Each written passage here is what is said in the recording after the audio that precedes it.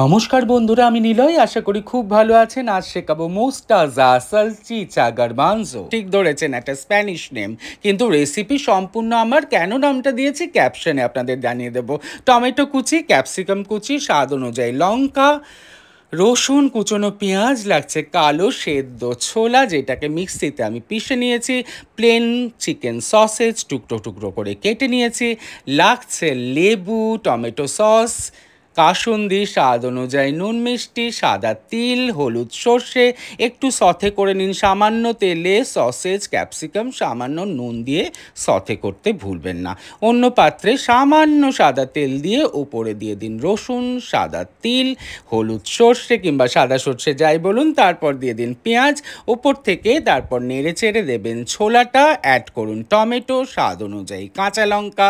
তারপরে নেড়ে tomato sauce এবং অল্প সামান্য গরম জল, তারপরে সথে করে রাখা আপনি সসেস দেবেন ওপর থেকে। শেষে কাসুন্দি এবং সামান্য লেবুর রস দেবেন। মিষ্টি হিসেবে আমি সবসময় লাল বাতাসা ব্যবহার করি। ভালো করে নেড়ে সুন্দর একটা পাত্রে সার্ভ করুন। তার আগে রোস্ট করে নিন সাদা একটু তিল, ওপর থেকে ছড়িয়ে দিন। পরিবেশনের আগে গরম করে গলে রাখা মাখন দিতে ভুলবেন না। একবার হলেও এই টেস্টি খাবারটা খাবেন, তারপরে আর কি, পেট পুজো জিন্দাবাদ।